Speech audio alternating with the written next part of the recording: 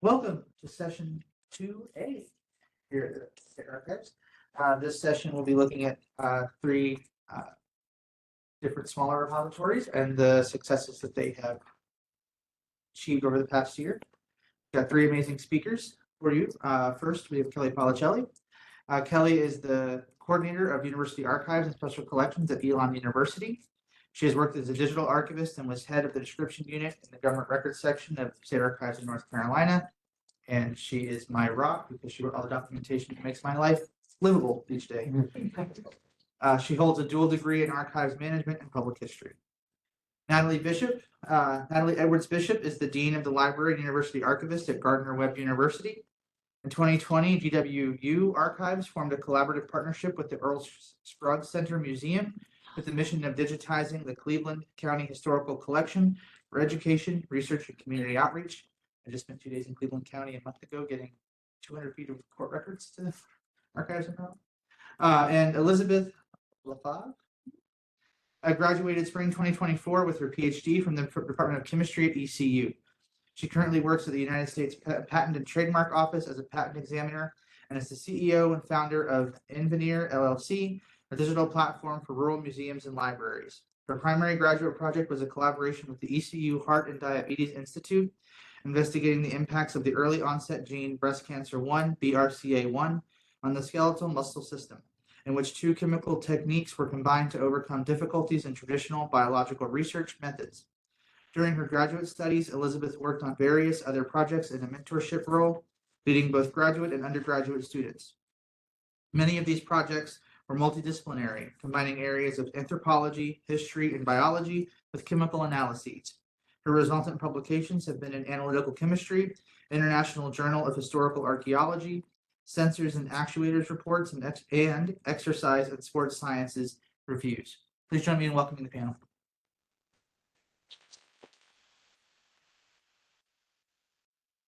Good morning, everyone. So as Josh said, I am Kelly Policelli. I am the coordinator of the University Archives and Special Collections at Elon University.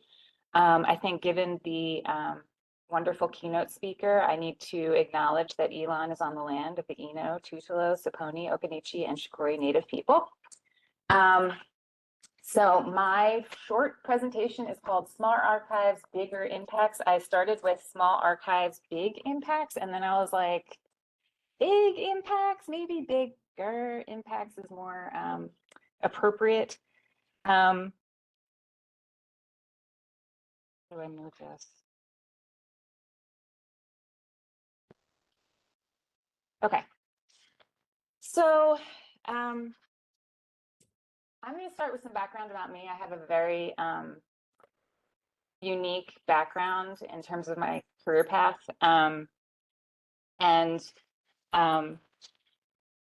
The impetus for my proposal was really my observation that for smaller archives, especially my archive, digital outreach and digital engagement is like the next step. We're actually working on digital preservation and digital access. And I've been working in the digital sphere on and off for the last 4 years, and I have a little bit of interaction with the SAA electronic records section. And I find that smaller archives, there's not a lot of space and not a lot of time for talking about how hard it is to get started, how difficult it is to take that first step or even that second step, how hard it is to make planning for right-sizing your digital programming, because what's out there, there's a range of resources out there, but they are diffused and hard to get to and that kind of thing. So I'm going to go through a little bit about my unique background. This is really in service of a particular set of soapboxes I would like to climb up on. I'm going to thank you in advance for indulging me on that, because this is not research-based. This is really just all my feels. And then I'm going to talk about our initial planning for concrete actions and plans for what we are doing within our archive. Sorry.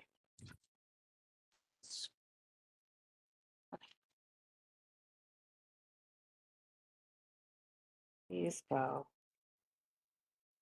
I think it worked last time. Do we know what works? Clicking the mouse, but not on the web. Okay. Clicking the mouse, but not on the web. It's here. There we go. Okay, great. I got it. So I was an English major, and my first career was in publishing. I then pursued a dual degree in public history and library science because I knew going into my studies that I really wanted to be an archivist.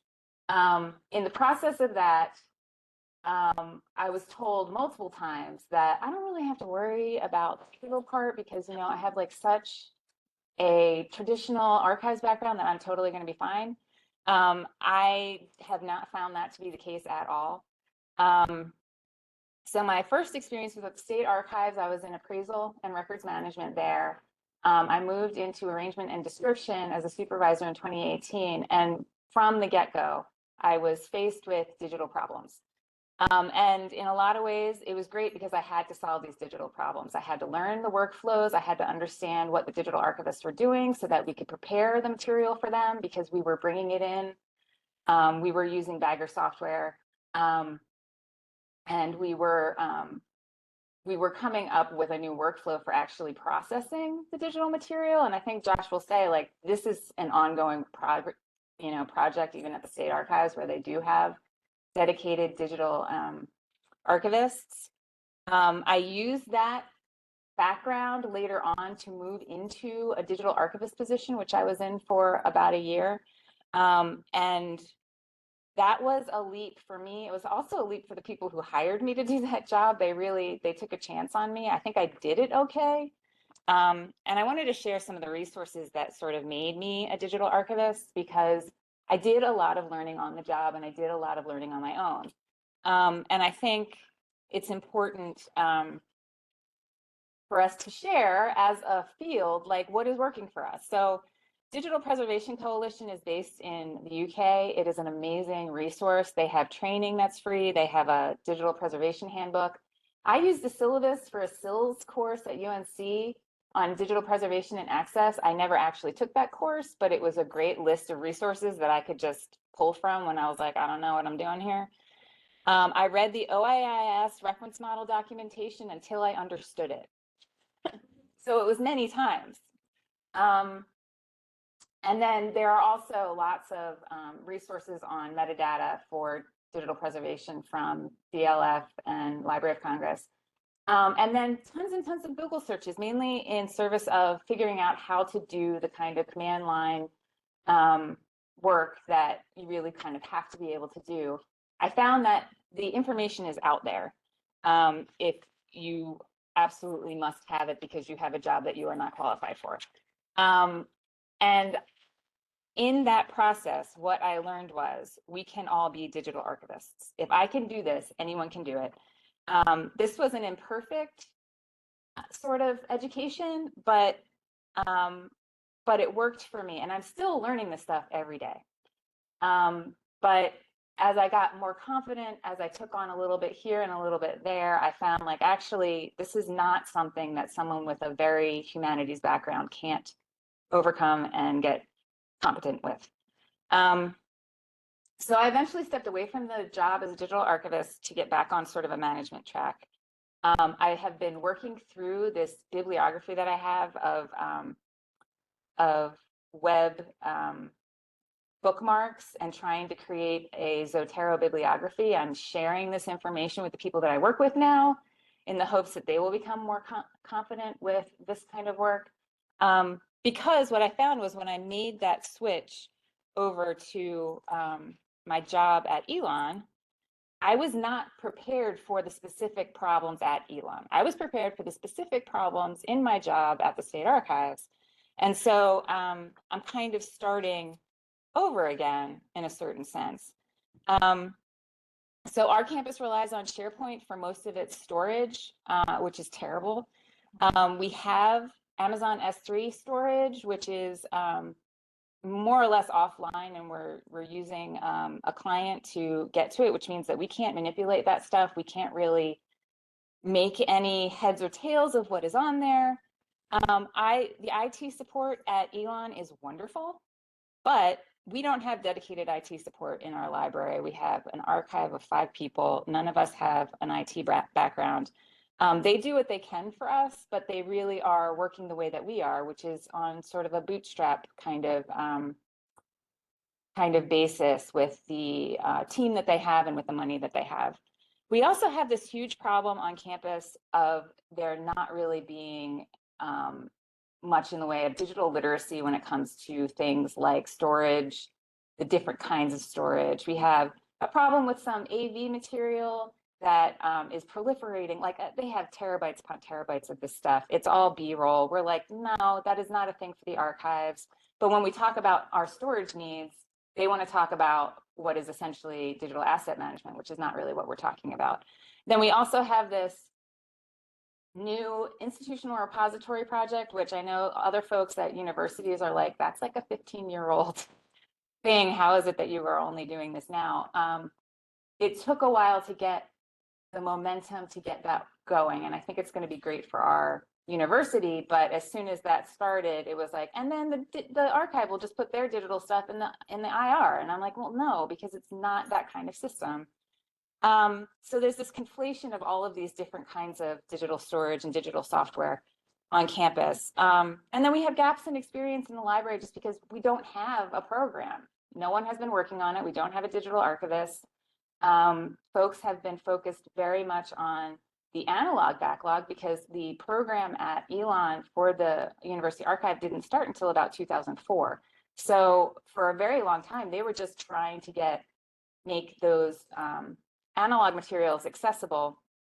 I find it to be a particularly big problem for us because we have faculty, students coming in and talking all about how wonderful it is to touch this stuff. It's so great when you can feel history. And I'm like, well, history is digital now. And we really need to find ways to engage people with our digital history. But we, right now, don't have a meaningful program to adequately store, preserve, and most importantly, describe this stuff. Our stuff is not described in the way that our analog stuff is described. And so if someone is looking at our finding aids, they're not necessarily going to know that we have born digital material.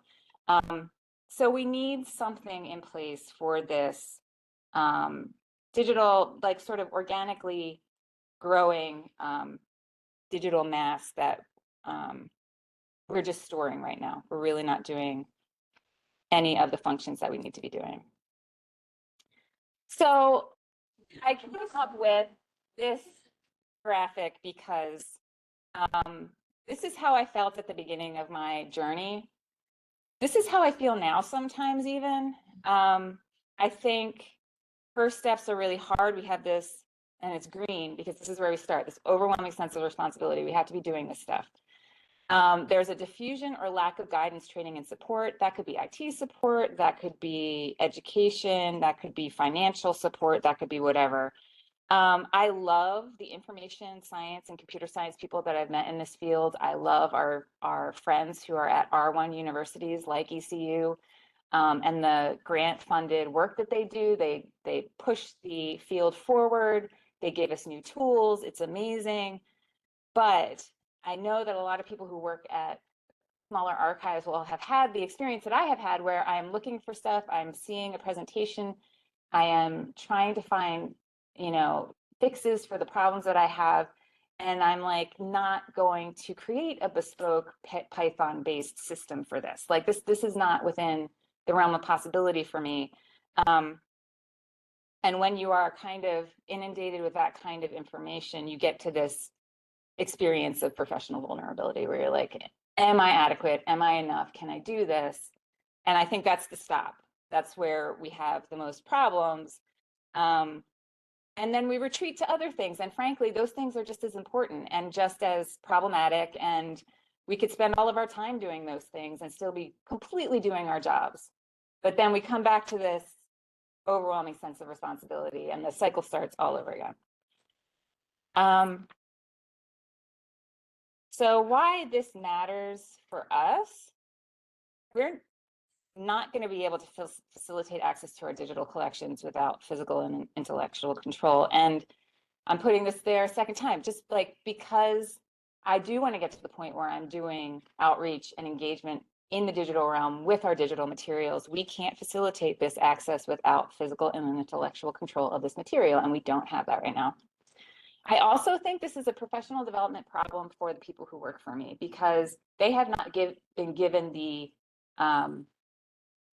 opportunity to build these skills. We don't have the infrastructure, and maybe they don't want to build these skills. Maybe it's not really part of their job right now and won't become part of their job. But if they did want to, I would want to make sure that they had that opportunity, because I think it's important for everybody within the field to have a level of familiarity and comfort with these concepts and projects. I also know that small university archives are a proving ground for the next generation of archives professionals. And what I mean by that is we have a public history minor. We have students coming in and out of our archive who are thinking about this as a potential field for their career. And they need to understand that this is a digital field now. This is not simply an analog field, and getting experience just in the processing of paper materials is not really going to serve them for their life. And then this is the second soapbox. The first one was about how you can be a digital archivist too, in case you missed it.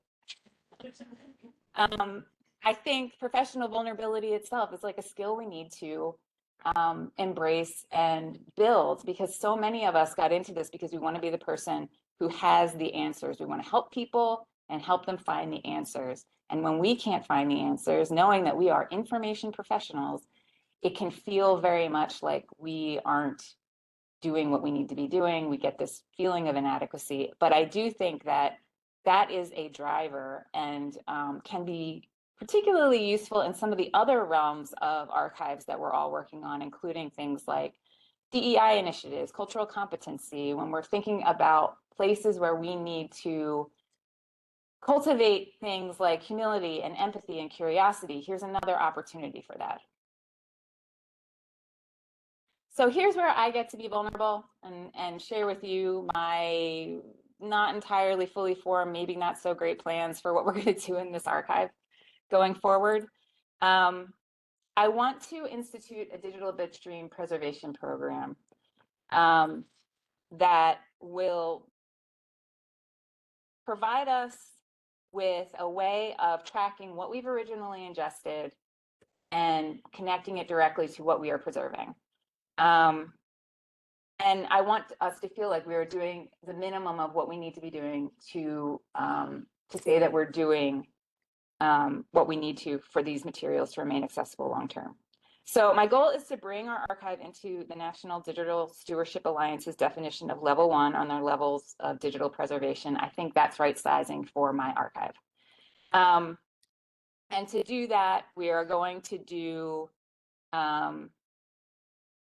metadata creation at ingest. We are going to try to track file formats so that we have an idea of what we have and what we might need to do with it.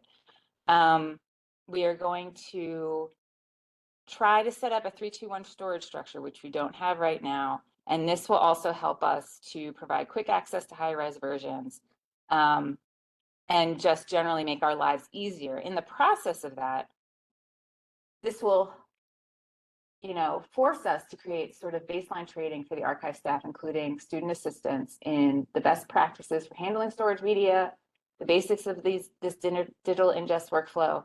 And then in association with all this, hopefully we will start describing these materials in a way that makes it way more accessible to users.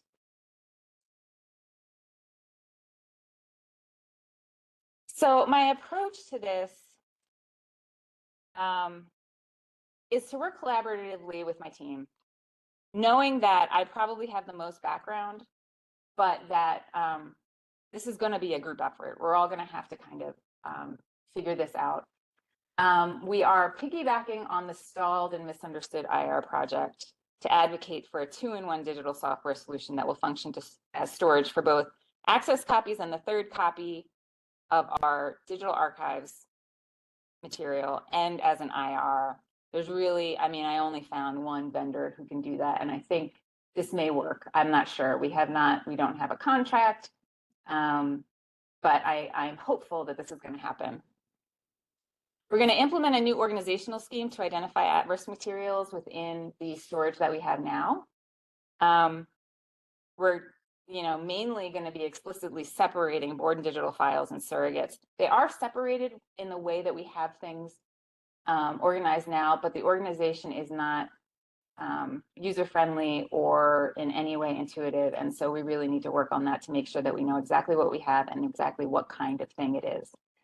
A simple workflow for using user-friendly, affordable software with the intention of training any archivist who wants to learn and any student assistant who needs to learn on how to do this simple workflow. And then I am also creating a backup plan for a manual storage and access solution because I don't know if number one is going to pan out. So our workflow development so far, we are going to go through these possible phases. We are going to use these possible tools. Most of the software has a graphical user interface, which I think is important. I think one of the harder things is going to be learning how to use BitCurator, but it gives folks a chance to use a virtual machine and a Linux-based system maybe for the first time. We are going to use RoboCopy as a gateway command line utility because it's plain useful, and I think that it is one of those pieces of knowledge that I have taken with me and has made me feel like I know a little bit about command line stuff. I can do at least this one thing. The most difficult decision is going to be how to implement validation to ensure the bitstream preservation. I'm used to using Library of Congress Bagger, but it's not going to work for the way the archive usually functions, and I don't want to upend everything that everyone has been doing up until this point, and that's part of right sizing. I really don't want it to be that I came in, I completely changed the way they worked to meet like my own comfort level. Instead, we're going to look at cores checksum, maybe use Karen's directory printer as a backup for that, just so that we can have kind of breadcrumbs that show this is what it was in the droid or data accessioner information. Here's what we've got in Karen's directory printer. Cores checksum is one of those ones where you could download to a workstation and use a project-based piece of software to revalidate, but also you can add things to the package, and then that'll add them to the validation project so that you don't necessarily have to rebag things, stuff like that. For anyone who's used Bagger and knows that rebagging is just a pain in the butt. And then for processing, just keeping track of what changes we have made using an Excel spreadsheet. Oh, sorry. This is the file organization that we intend to implement. It's key to our existing collection numbers. The bright blue folder will be a package of originals. We're just going to package it with 7-zip, just so that uploading and downloading, we don't have to worry about metadata changing. Various metadata is going to be saved alongside it. It's not in that way technically like an AIP with all of the stuff in the same package, but it is close enough, I feel, to make us feel like we're doing what we need to do.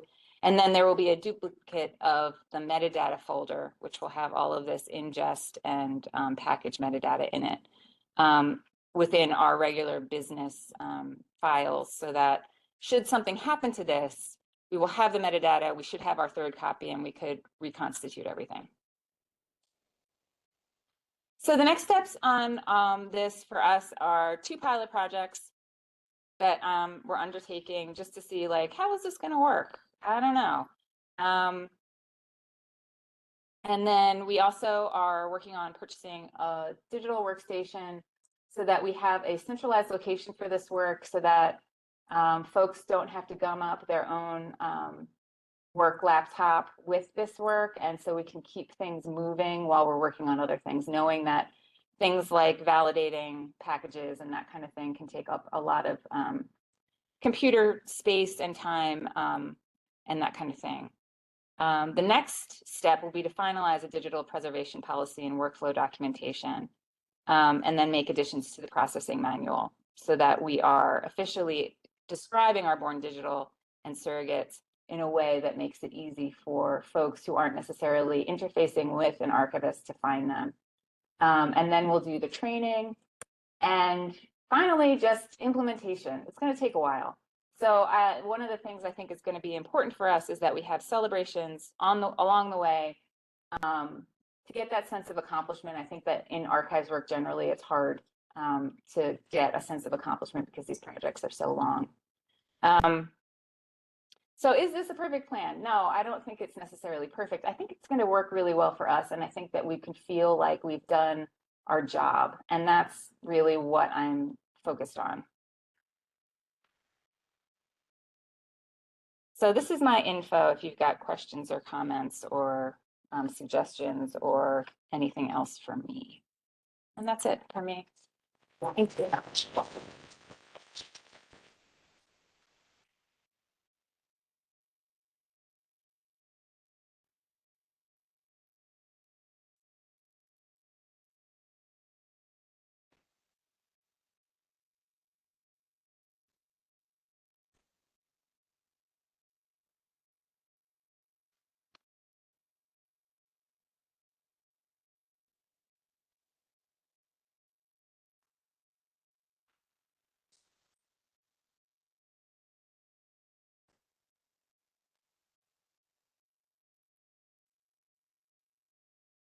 You're good on the sharing. All right.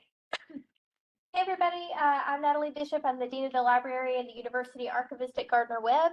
And as Josh had mentioned earlier, we have a collaborative partnership with the Earl Scruggs Center Museum in nearby Shelby. We are in the same county.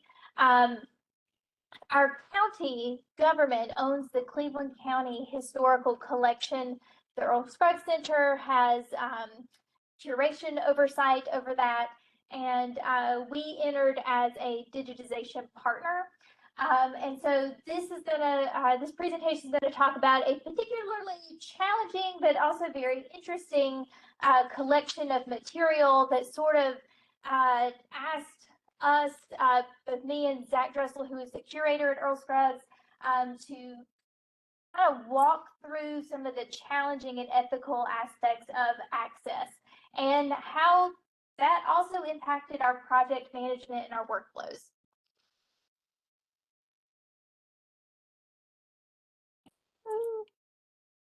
All right. So what I'm going to do is just sort of lay out the scope and condition of the Ellis Studio collection. Then we're going to talk a little bit about what that sensitive content in the collection is, give you just a little brief insight into what exactly is funeral photography, and then get into our project management challenges and solutions, and then ethics of public access. All of the photos that you see in this presentation come from the Ellis Negatives collection, with the exception of 3, and I'll point those out when we get to them, and you'll understand why I pulled 3 examples that were not from the Ellis Studio collection. So the Cleveland County Historical Collection has the Ellis Studio materials in it. It's about 40,000 film negatives dating between 1900 and 1990. My colleague Zach, when he saw that I had put like 28,000, he was like, "You forgot the 6 other boxes that are still at offsite storage." And I was like, "Thanks for reminding me of those." So it is a really sizable collection. The primary photographers of the collection are Forrest Ellis. He is in the smaller image down here at the bottom. His sister, Cora Ellis Blanton. We do not have a positively confirmed photograph of her, though I suspect she is all in there. We just don't know her yet. And then Forrest's daughters, there we go, Marion and Beverly. So when Beverly passed away in the early 2000s, all of this entire collection was still at the Ellis Studio in Shelby. At some point in time, the studio did catch fire, and all of the boxes of negatives were still in the studio at that time. While the collection did not burn, it was still exposed to extremely high heat and then, moisture from when the fire was put out. After the fire was over, the collection was transferred into the care of the Cleveland County Historical Collection. And by that point in time, the Earl Scruggs Center already had, preservation oversight. So what happens when a huge collection of vintage film negatives is exposed to extremely high heat and a lot of moisture? We have insane vinegar syndrome. Some of you may be familiar with the smell of vinegar syndrome. If you've ever opened your old microfilm drawers and you get like that really great odor, that is early stages of vinegar syndrome. The smell of this would knock you down at the floor. It's pretty bad. And I've got some images that show you how bad. But this also means that this collection has really bumped to the top of our priority list for preservation. We are losing negatives at an extremely rapid rate. Once vinegar syndrome starts, it cannot be stopped. You can put it in cold storage to slow it down, and we do not have enough cold storage for the size of this collection. So the approach that we have taken is we are going to digitize. The negatives are going back in their box, and then they will meet the next stage of their life, which will be crumbly little brittle things.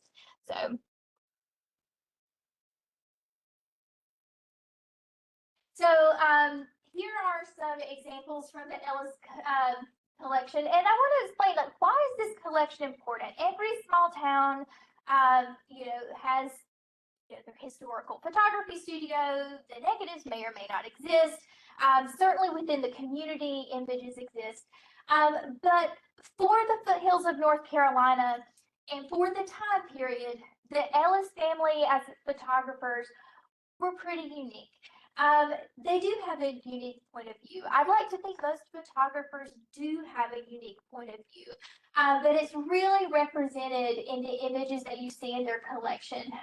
There is tons of portraiture, but I'm just continually fascinated at the images that they chose to create as photographers. The portraiture is traditional, but like with a little twist to it. We see people, with slightly different head angles. You see people looking in slightly different directions, and you can tell that these images aren't just like outtakes, because they are the primary image of the subject. They photographed both within the Black and the white communities in our area for the entirety of their career, which was not particularly common. One thing that we don't see Black and white communities interacting with one another, but we do know that the Ellis family as photographers interacted with both communities separately. We have all types of photography, portraiture, which I mentioned. There's a lot of day-to-day snapshots that aren't necessarily staged and aren't necessarily them going to community events and taking photographs of community events. There are a lot of photographs where it looked like they were just riding down the road and they saw something neat. Like, I'm just going to stop and take pictures of this. So there's a lot of interest there. Then the police department used them for crime scene photography and for vehicular crash photography to document those instances. And throughout the 50s and the 60s, we see quite a bit of funeral photography. One of the things interesting that the Ellises participated in, I jokingly kind of call it early digitization. There was an earlier studio, the MacArthur studio, that did not exist much past like the early 1900s. And so folks in the area would bring pictures from the MacArthur studio and say, I want more copies of these. And so they figured out how to make copies of those. So we have negatives of them taking photographs of MacArthur images. And so in a way, they are critical to the preservation of the MacArthur era in our community as well. All right, so let's talk a little bit about sensitive images. As I mentioned, crime scenes, vehicular crashes, and funerals. And funeral photography is what's primarily represented. So here was the challenge. We have these 16 boxes in the collection. And there's not just one box that's like funeral photography. These negatives are intermixed. You don't know when you're going to hit a glut of them, or you could digitize all day and not hit one at all. And when we realized that that was the case, we also realized we now have a really unique challenge in recruiting interns, student volunteers, and community members to help us digitize this massive collection. So we had a couple of scenarios. A student would say, yeah, I'm interested in helping digitize, and would say, okay, you may run across one of these three things. Where are you at on that? And they'd be like, I'm out. I'm out. And respectfully, we're like, totally get that. Then we have other people that were really excited about it because they were sort of, I'm interested in the macabre, and that's cool too. I'm not knocking it, but at the same time, Zach and I really felt like these are real people. And while you can have an interest in the macabre, and that's totally okay, it felt a little bit like sideshow sensationalism. And because of, the sensitivity of this, we really wanted to be not only respectful of the people who had passed, but we also wanted to be respectful towards the family members in our area. So we had to figure out how are we going to handle this complex thing. So part of how we chose to handle it, we need to understand death culture in America and also funeral photography. So there have been lots of changing attitudes towards death culture and grief culture in the United States. We see a really big shift from the 1960s to the present. That's a much larger departure from how we thought about and handled death and grief in the past. So some of the significant developments that have impacted I really liked Lederman's terminology, the impact of the relationship between the living and the dead. I was like, oh, that was good. We have hospitals that help extend and preserve life. The infant mortality rate has decreased. Life expectancy has increased. And also, if we think about where death happens, that's changed. We look at a past where it was common for death to happen in the places in which we live.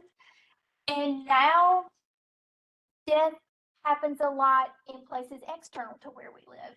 So, and that changes how we think and feel about death-related things. Prior to the 1950s, once someone had passed away, they were often laid out or kept at home until burial. That's not the case anymore. And we see a big shift in the role of the undertaker to the more modern role of the funeral director.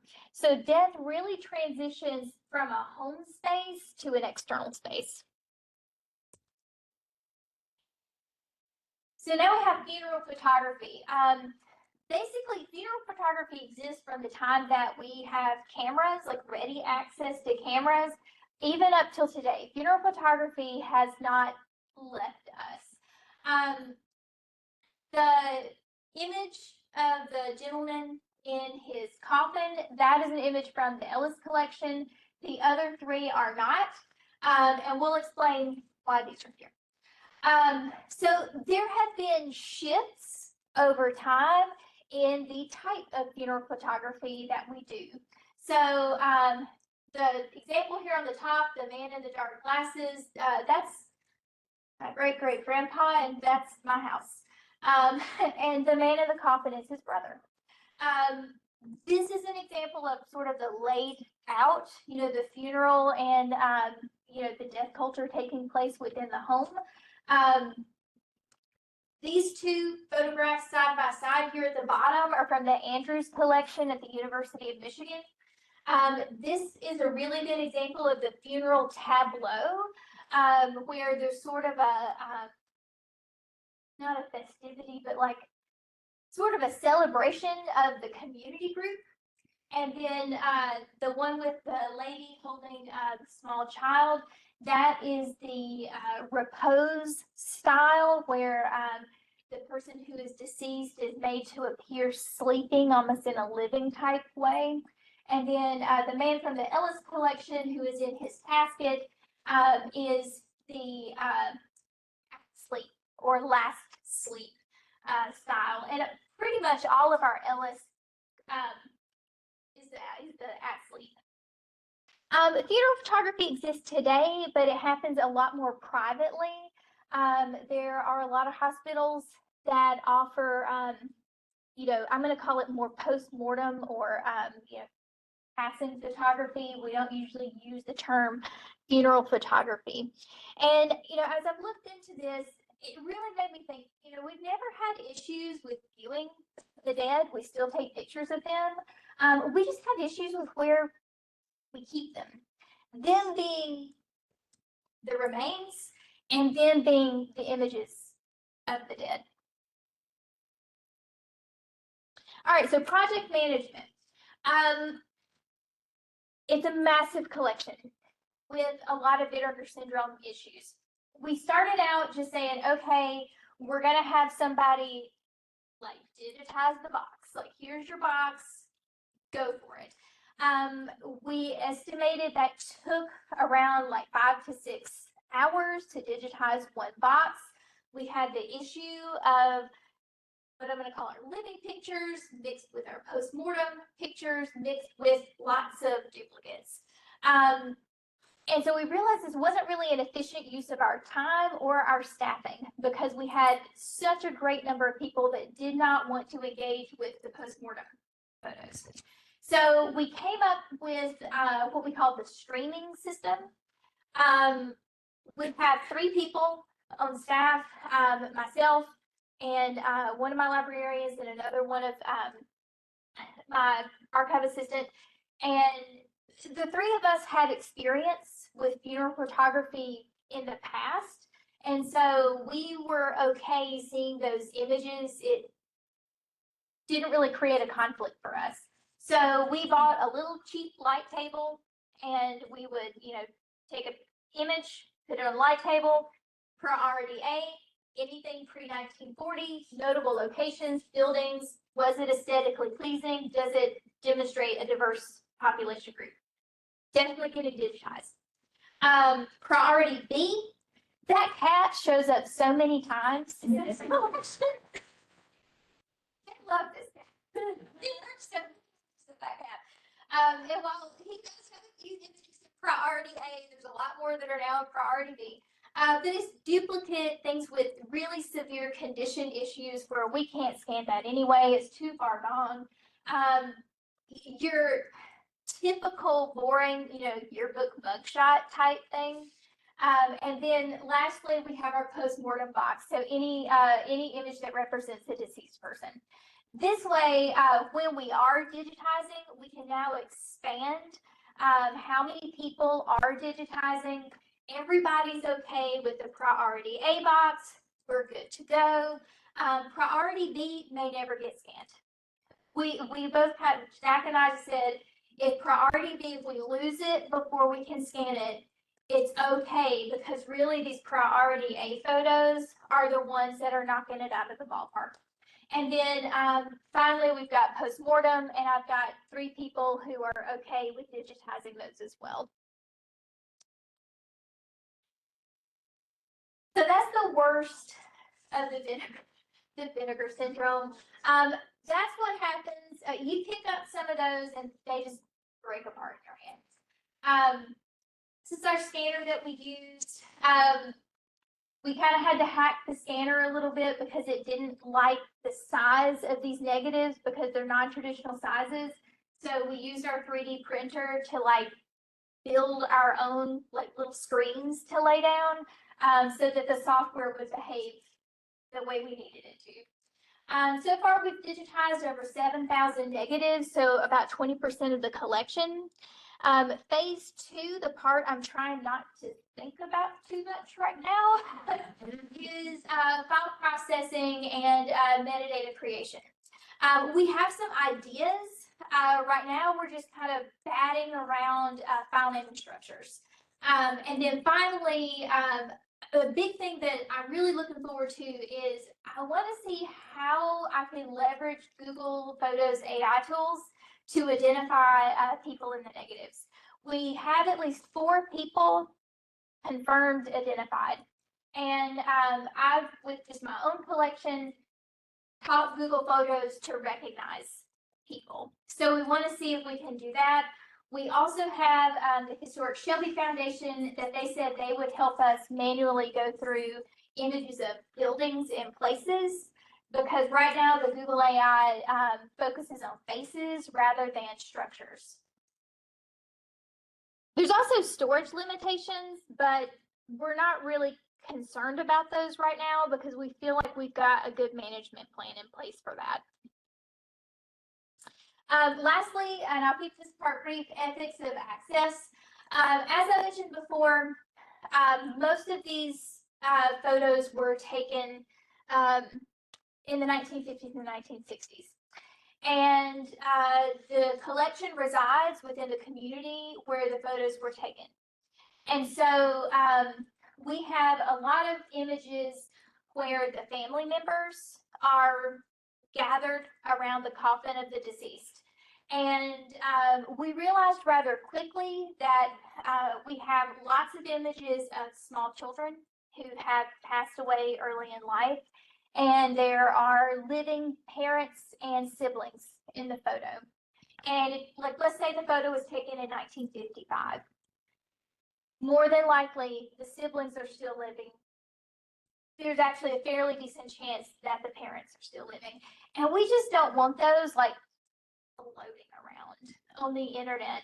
That would be really startling to just see online. So there are a lot of potential living family members. So what we have decided to do is to make specifically the postmortem images restricted access. If anyone wants to use them for research or for educational purposes, we would certainly greenlight access to that. But if they wanted to reuse the images, they would need to get permission, just because we do want to be respectful of families. At some point in time, probably after I am retired and out of the profession, I'm going to leave it into the hands of whoever comes behind me. And Zach Dressel has said the same, because at that point, we're now talking about being 100 years out from when the photos were taken. And so people may feel differently about the images and about the public sharing of the images. And so we're going to leave that decision to our future colleagues for them to decide, because a lot of it will be contingent upon our cultural norms at that point in time. And I don't have a glass ball. I can't predict what that will be. Last but not least, here, I'll move that out of the way. If you want to link to any of my reading, access to other parts of the collection, or you want to get in touch with me, you can just scan the QR code there and it will pull up my research and also other information. I also wanted to leave you with just some more happy, positive images from the Ellis collection for you guys to see as well. So there you go.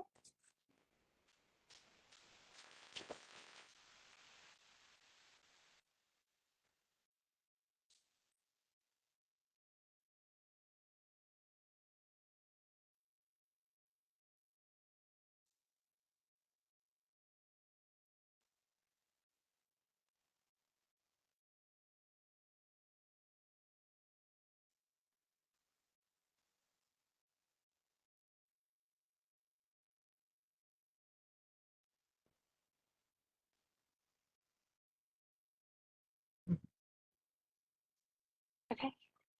So I wanted to share InVeneer with you today, but also expand on how we were able to utilize ECU resources to grow a simple idea into what it is today. So I made poor Josh talk about sensors and BRCA1 and all that, and I promise you I'm not going to talk about that today, but I did want to share how a bunch of chemists were able to create a web-based platform that is shining a light on small town museums. So just briefly, we worked with the Country Doctor Museum in Bailey, North Carolina around the COVID time, so 2020, 2021. And briefly, a little bit of chemistry, we analyzed some old medicines from them. So some homeopathic remedies from the 1800s that were unlabeled. So they wanted to know what was in them. They approached the chemistry department here at ECU, and we found out that they weren't just sugar pills. They actually had some pretty cool active ingredients in them as well. But through working with them, we realized that they were struggling after those closures. So we kind of formed a group, recruited some lab mates, and found that the problem was more widespread than just the Country Doctor Museum.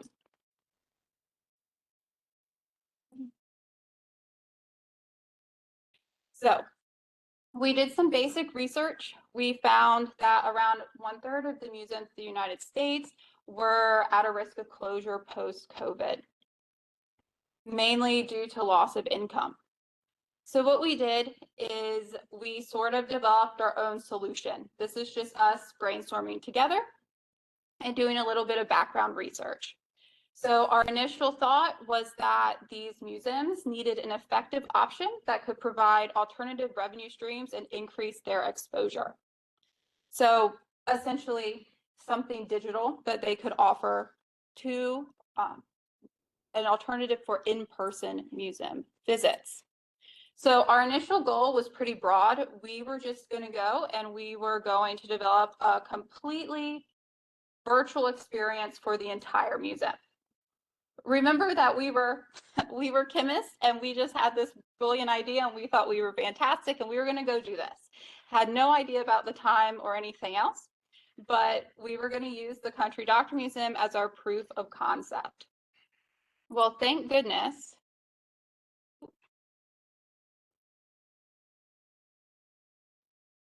So this is a little bit more about what our initial platform was going to look at. But thank goodness we were able to take use of some of these offerings here at ECU, including the I-Core program. So I don't know if anyone is familiar with that, but it is an NSF-funded program. It's offered by the Office of Licensing and Commercialization here.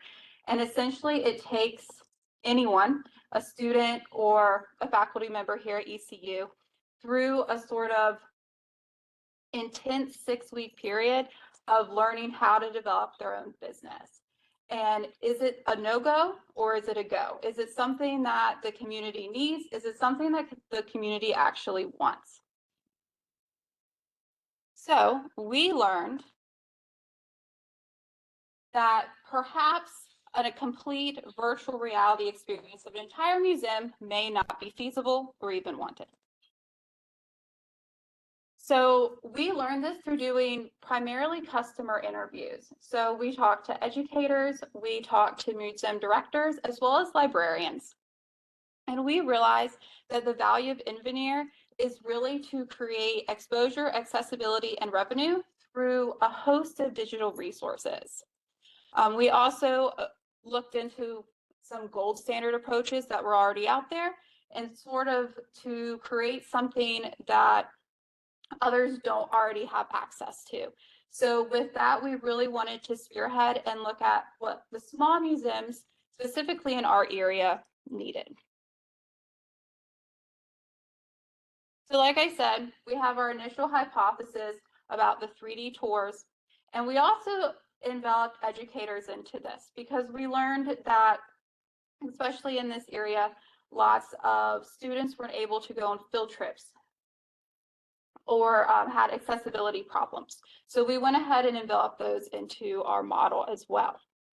And at the end of I-Core, like I said, we focused on only rural-based museums and libraries to reach new audiences using smaller virtual tours. So like I said, we have just a breakdown of our initial customer interview. At the end of this process, we actually did over 100 customer interviews, but we really like to focus on educators as well as museum employees. So following I-Corps, we realized that InVeneer was something that our community, specifically small museums, libraries, as well as even historical societies and heritage centers, really looking for. They wanted a new way to reach audiences and offer their offerings, for lack of a better word, to a greater and widespread audience. So another thing offered at ECU is the Pirate Entrepreneurship Challenge. It's offered by the Miller School, and you can basically take an idea and you go through different rounds, 3 rounds in total, and they provide you with different mentors to help you hone in an idea and get it into shape to offer it to the public itself. So this is just an example from phase 1, as well as some initial interested parties, including some small museums and libraries.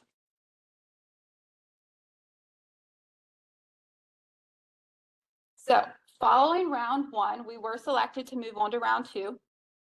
And we really relied on the Country Doctor Museum, specifically Director Annie Anderson, to help us through this process. So the Country Doctor Museum was going to be our proof of concept.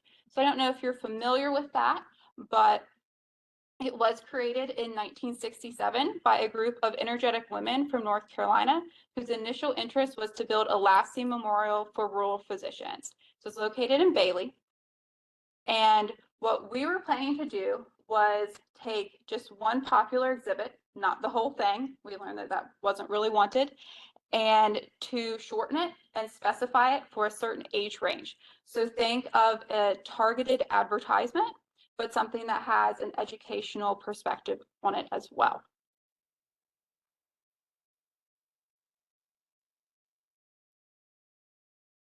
And because we were going through the Miller School of Entrepreneurship and it was a business challenge, we did also have to think about pricing. And this was an area that we really struggled with because we wanted to balance the budgets of our prospective partners, the small museums, make it affordable to them, but also, since it's business, you did have to have revenue, have a profit. So we used those interviews and we sort of did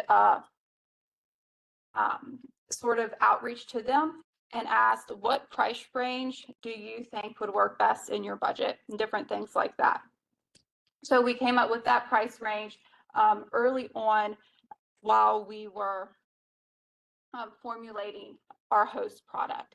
And then these are just examples, as you can see in the images, from our proof of concept from the Country Doctor Museum, creating that sort of 3D virtual experience. But we have enhanced things since then, but that was just our initial product. So we did move on to round 2, like I said. And again, it came with even more interviews, as well as in round 2, we were actually partnered with a business mentor.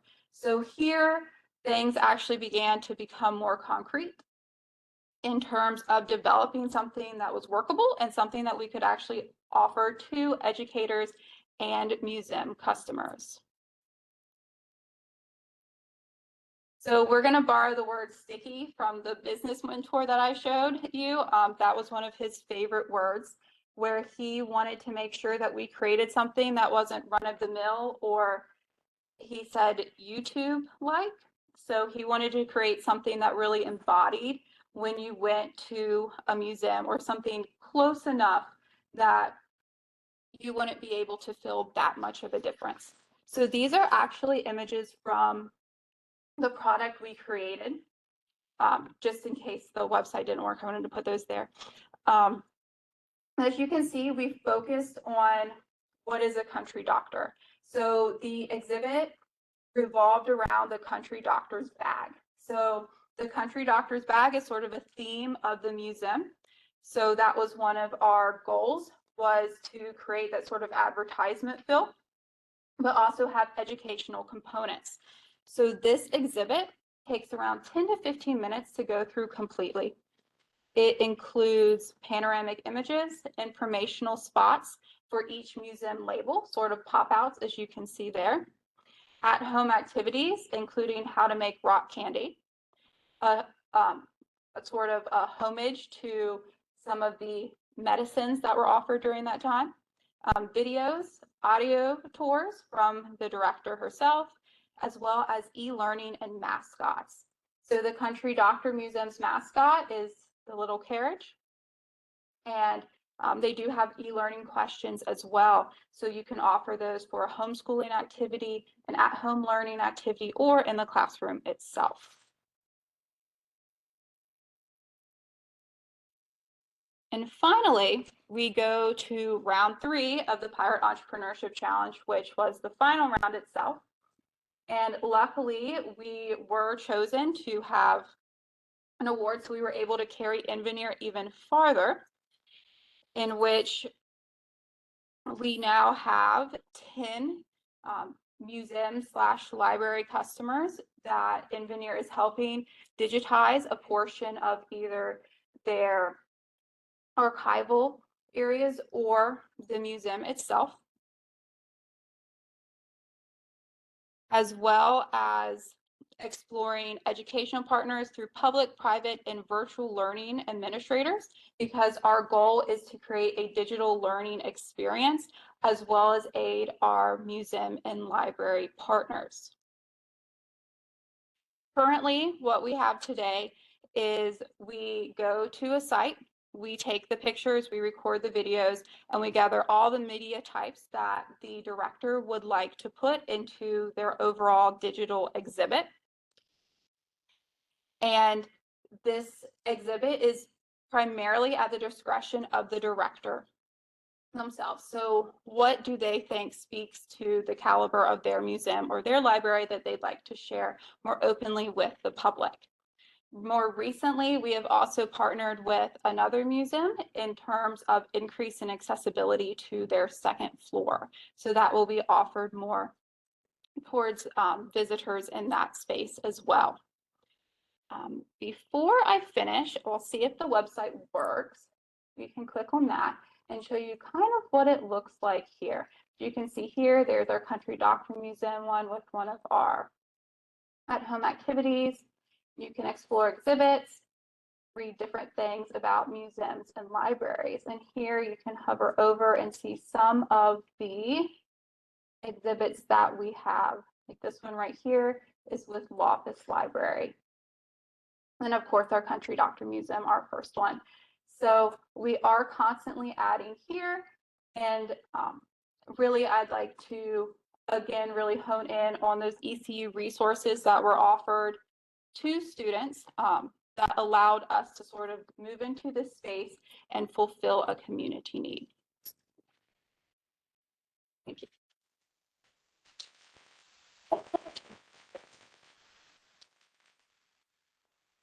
All right, we've got a few minutes for questions. Do we have any questions from in the virtual room first? Okay, does anyone have any questions? I'll start the ball rolling. Ellie, I'll start with you, and I'll try to go in order. I think digital preservation is overwhelming, I think, at first for people, because you think of trusted digital repositories and the amount of things that it takes to be one of those at a university or a government setting is so difficult and expensive that it's just like, why bother? Which is that loop of doom that you showed. So what are your thoughts to people who are like, we're never going to be the perfect standard, so why do it? I think I kind of let that go. And there's a particular webinar that I think I credit with that. Amy Brudersdorf, who works for ABP, she's a consultant, did a webinar on like dams and GPS and different, resources and cooperative platforms that you can use. And she was like, why don't we start talking about good enough preservation? Because that's really what most of us are doing anyway. the idea of, I mean, honestly, when I was at the state archives, I came to the conclusion that state archives are never gonna be a No. digital. We just don't have like that, you would have to have so much control and so many different kinds of resources to make that happen. And there are certain repositories that need to be, but I'm not sure that the state archives needs to. I think they're doing what they need to do to, you know, address their mission. And that's, I guess, where I fall with that. Like, maybe even what I'm trying to do doesn't make sense for you, but like, could you take a step or two to get you closer to that could like sort of set you up for the next person to pick up the ball? You know what I mean? Like, I think if we start thinking about it as what can I personally do and what can I learn in the process, it makes it a little less overwhelming. Thank you. Any other questions? Well, I will, okay, go ahead, yes, Well, this is not necessarily a question, but it's more of a statement of solidarity. of course. When you were giving your presentation earlier, I was thinking about my first, my first paid job at Bennett College, where I was the digital project archivist. I was on a 3-year grant, and everything you talked about those feelings of doom and gloom. I was a loan arranger when I came into that job. I was hired to digitize, but when I got there was none of the physical materials had been put into collection. So I actually had to spend the first 6 months organizing 6 collections before I even started digitizing. So everything you were talking about, I felt. And I just want to say, if we have any students in here or people who are in early career starting out, you're a loan arranger, you're not alone. Those feelings are okay because you're basically learning by trial by fire. One thing that I learned from that experience is you have to work within the resources of whatever institution you're working for. So that kind of doesn't totally wipe away the feelings of inadequacy sometimes, but it kind of balances it out to where you're probably doing better than you think you are, and more than likely you're probably in a better situation than you think you are if you're coming to work and doing the work every day. So I guess I would end it with just saying, be confident within what your situation is, know the lay of the land where you work, and just power on. Absolutely. We get one other question for our other speakers. Natalie, with the project with the photographs, I'm wondering, what should I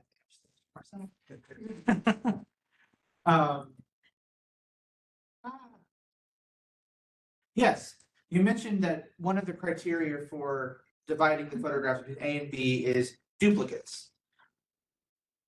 There's no one person, I assume, that knows every photograph. So how are you keeping track of, like, what are you writing to say, you know, that cat again? Like, how are you keeping track to know enough that it's a duplicate as opposed to maybe it's the same subject but in a different time frame or something? How are you keeping track?